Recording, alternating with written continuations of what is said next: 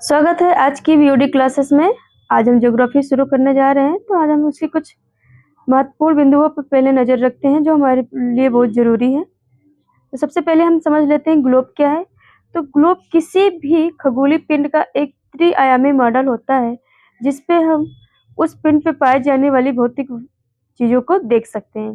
जैसे हम यहाँ पर देख पा रहे हैं कि ये हमारी पृथ्वी का संरचना को दिखा रहा है, ये उसकी गोलाकार संरचना को दिखाता है।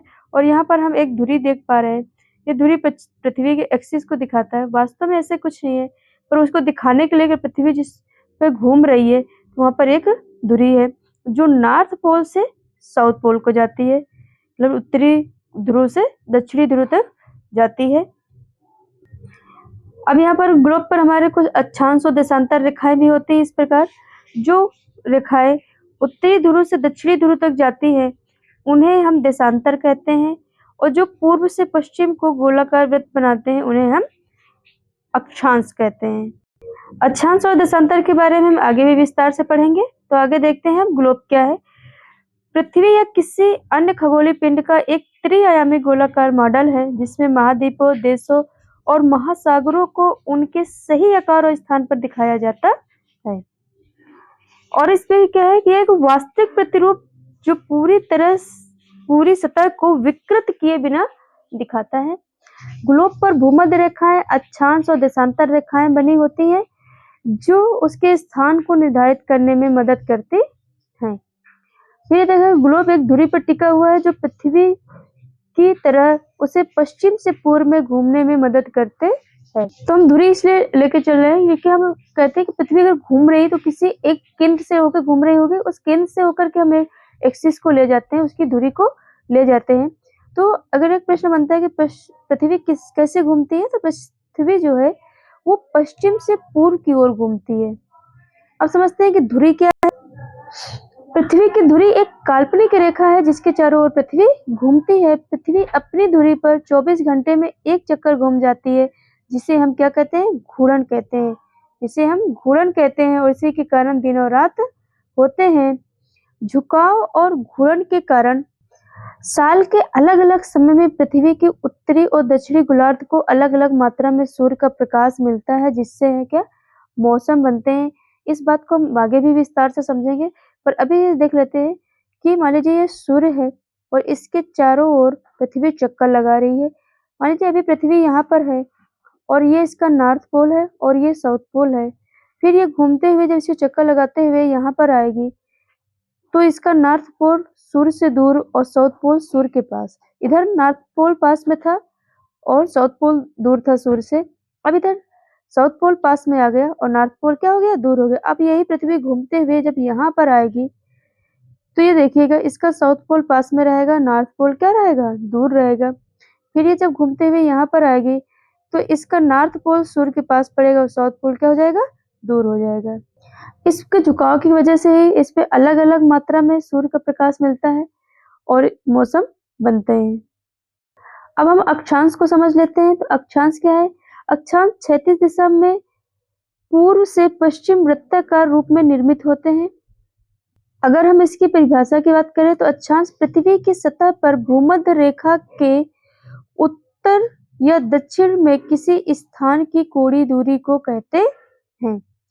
भूमध्य रेखा के उत्तर या दक्षिण में किसी स्थान की कोणीय दूरी को कहते हैं। यदि हम एक ग्लोब बनाते हैं और ये हमारी भूमध्य रेखा है तो इससे 1 डिग्री नॉर्थ, 2 डिग्री नॉर्थ, इस प्रकार करके हमारे बहुत सारे अक्षांश रेखाएं, और इसके दक्षिण में भी बहुत सारे अक्षांश रेखाएं होती हैं। तो कितने तक जाएंगे, अधिकतम 90 तक। तो उत्तर में 90 और दक्षिण में भी कितनी है, 90 अक्षांश रेखाएं हैं।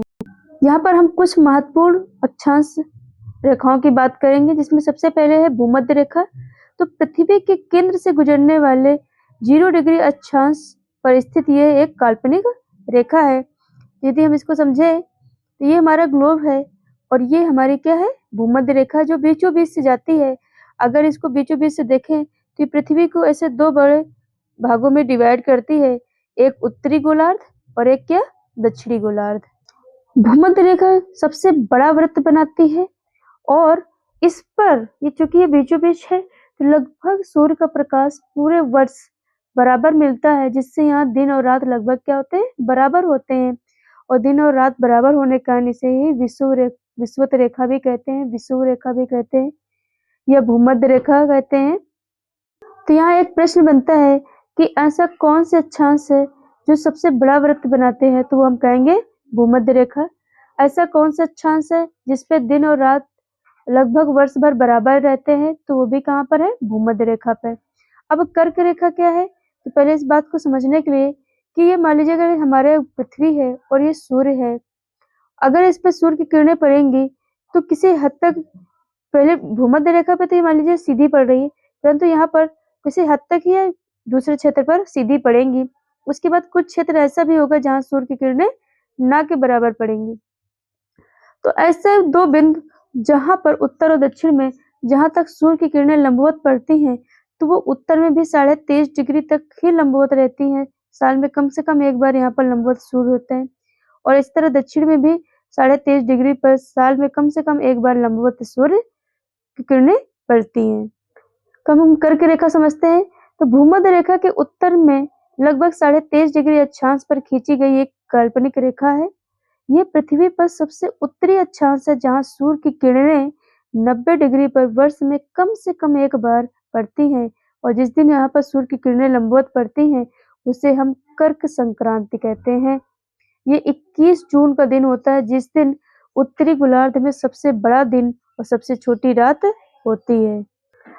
अब हम मकर रेखा को समझते हैं। जिस प्रकार उत्तर में कर्क रेखा पर 23.5 डिग्री पर सूर्य की किरणें वर्ष में एक बार लंबवत पड़ती है, वैसे दक्षिण में दक्षिणी गोलार्ध में 23.5 डिग्री पर लंबवत सूर्य की किरणें जब पड़ती हैं उसे कहते हैं मकर रेखा, उस रेखा पर।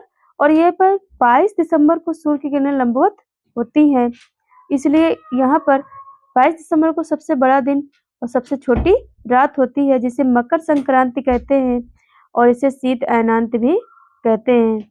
अब अश्व अक्षांश समझ लेते हैं। पृथ्वी पर भूमध्य रेखा के उत्तर और दक्षिण में लगभग 30 डिग्री से 35 डिग्री अक्षांशों के बीच का शांत उच्च दाब वाला क्षेत्र है, जहां हवाएं बहुत कम चलती हैं और आसमान साफ रहता है, जिससे व्यापारिक पवनें और पछुआ पवनें अलग होती हैं। इस बात को हम थोड़ा समझते हैं कि मान लीजिए ये हमारा पृथ्वी है और ये भूमध्य रेखा है। अभी हमने समझा कि 23.5 डिग्री तक हमारे सूर्य की किरणें साल में कम से कम एक बार सूर्य के लंबवत पड़ती हैं। तो यहाँ पर अगर हम शायद साउथ में भी 23.5 डिग्री और नॉर्थ में भी 23.5 डिग्री। अब ये वाला क्षेत्र लगभग गर्म रहता है। जैसे जैसे उधर सूर्य की किरणें तिरछी पड़ती है तो सूर्य के प्रकाश कम होता चला जाता है।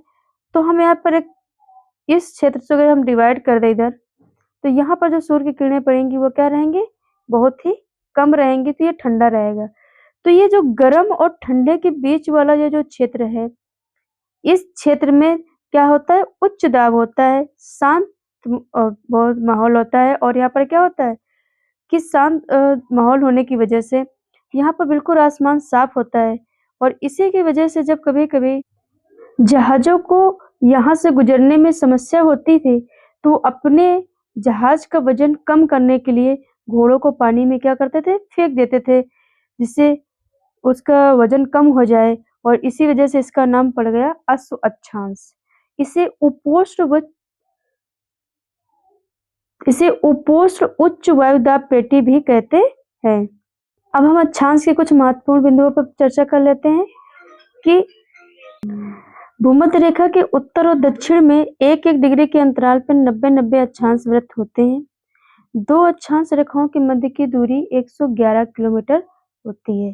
इसको हम समझते हैं कि मान लीजिए ये है एक अक्षांश और ये है दूसरा अक्षांश, तो इनके बीच की दूरी जो है वो कितनी होगी, वो होगी 111 किलोमीटर।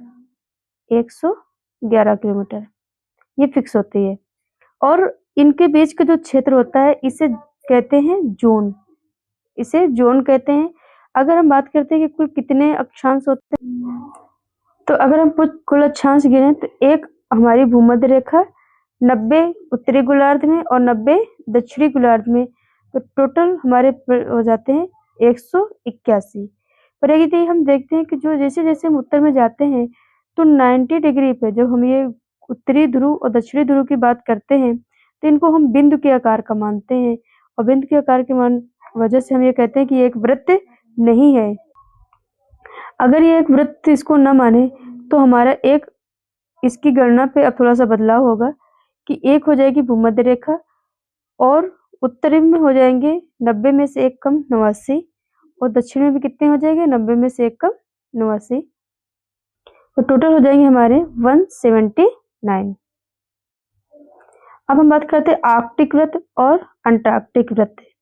तो हमारे ग्लोब पर 66.5 डिग्री नॉर्थ में से ऊपर का जो वृत्त बनता है इसे हम कहते हैं आर्कटिक वृत्त और 66.5 डिग्री साउथ में जो वृत्त बनता है इसे हम कहते हैं आर्कटिक वृत्त। इसको हम इसलिए अलग से करते हैं क्योंकि इसके आगे वाला क्षेत्र लगभग जमा होता है, बर्फ से पूरी तरह ढका होता है। अब हम देशांतर के बारे में देखते हैं। तो देशांतर क्या होते हैं? उत्तरी बिंदु से उत्तरी ध्रुव से दक्षिणी ध्रुव को छूने वाली रेखाओं को क्या कहते हैं? देशांतर कहते हैं। ये अर्धवृत्त बनाती हैं। इसे हम आगे पूरी इसके विस्तार से देखते हैं कि देशांतर ये काल्पनिक रेखाएं हैं जो उत्तरी ध्रुव से दक्षिणी ध्रुव तक जाती हैं और किसी स्थान की पृथ्वी पर पूर्व या पश्चिम में स्थिति बताती हैं। इन्हें मध्याह्न रेखाएं भी कहते हैं या यमोत्तर रेखाएं कहते हैं। अब पूर्व से पश्चिम की स्थिति कैसे है कि यदि हम इस प्रकार से एक देशांतर को खींच दें तो इसके इधर वाला भाग पूर्वी और इधर वाला भाग क्या हो जाता है? पश्चिमी भाग हो जाता है। अब हम कुछ महत्वपूर्ण देशांतर रेखाओं की बात करेंगे। तो सबसे पहले है प्रधान मध्याह्न रेखा। यह 0 डिग्री देशांतर है जो ग्रीनविच लंदन से होकर गुजरती है। इसे ग्रीनविच रेखा भी कहते हैं। इसी रेखा से दुनिया का मानक समय जीएमटी तय किया जाता है और इसको एक ही समय दुनिया में हो इसको मानने के लिए 1884 में एक अंतरराष्ट्रीय समझौता हुआ और जहां पर हमने क्या किया कि हमने एक रेखा को फिक्स मान लिया कि हम यहीं से सारे समय की गणना करेंगे। इसमें दुनिया को 24 समय क्षेत्रों में बांटा गया। ग्रीनविच से पूर्व में समय बढ़ता है और पश्चिम में घटता है। अब अंतरराष्ट्रीय तिथि रेखा क्या होती है? ये 0 डिग्री के जस्ट विपरीत 180 डिग्री देशांतर रेखा है जिसे अंतरराष्ट्रीय तिथि रेखा भी कहते हैं। प्रशांत महासागर के बीच से गुजरने वाली काल्पनिक रेखा है जो एक कैलेंडर दिन को दूसरे कैलेंडर दिन से अलग करती है। 0 डिग्री देशांतर के ठीक विपरीत है और इसे प्रतिरेखांश के नाम से भी जानते हैं। कुल देशांतर रेखाएं कितनी है? 360। पृथ्वी 1 घंटे में 15 डिग्री घूम जाती है। तो अगर हम कहें कि 1 घंटे में इसको गणना करनी हो तो हमारे कुल देशांतर कितनी है? 360 डिग्री है। 360 देशांतर रेखाएं हैं। 360 डिग्री 360 देशांतर रेखाएं हैं। इसको हम 24 घंटे से डिवाइड करते हैं तो 1 घंटे में हमारी कितनी है? 15 देशांतर रेखाएं आती हैं। देशांतर उत्तरी ध्रुव को दक्षिणी ध्रुव से जोड़ते हैं। ये अर्धवृत्ताकार होते हैं।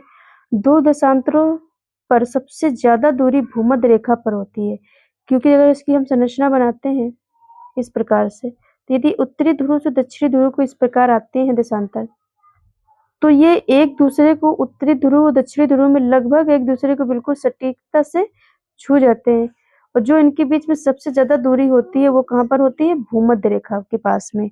तो भूमध्य रेखा के पास में इनके बीच की दूरी कितनी होती है? वो 111.33 किलोमीटर होती है। अब हमारे देश से जो सबसे मानक रेखा जाती है तो उसको कहते हैं भारतीय मानक समय रेखा।